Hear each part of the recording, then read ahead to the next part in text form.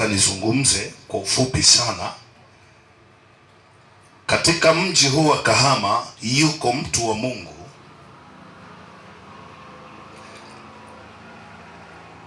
na kazi za Mungu zinafanyika.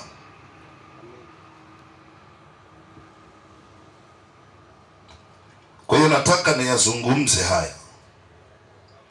Unapoona mtu wa Mungu kama nilivyokuja hivi, kuna watu ambao watapokea baraka. Amina.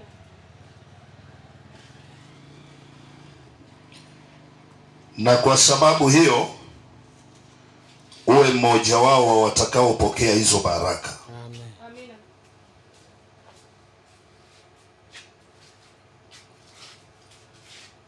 Mimi nimekuwa nimebeba baraka za uponyaji kwa watu wengi, kufunguliwa kwa watu wengi, kuinuka kwa watu wale wanaotambua kwamba tumebeba kitu gani. Wakati mwingine kazi ya Mungu inaanza kwenye mazingira ambayo hayashawishi, lakini hiyo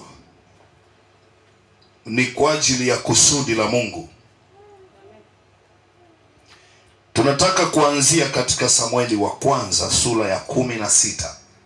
Pokea mtu wa Mungu ni kukaribisha baraka maishani mwako, ni kukaribisha baraka nyumbani kwako. Mtu wa Mungu hajagi ovyo.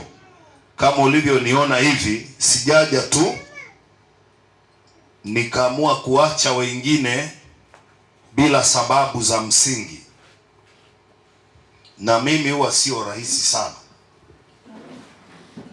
Kwa hiyo ukiona nimefika kwako, nimefika kwenu watu wa Kahama, kuna kitu ambacho nimebeba kwa ajili yako. Amen. Nataka tukasome maneno haya machache hapa katika sura hii ya 16 ya Samueli wa kwanza, na itakuwa ni nzuri sana kama na wewe utakuwa na Biblia, na Yesu atainuliwa kwa ukubwa. Amen.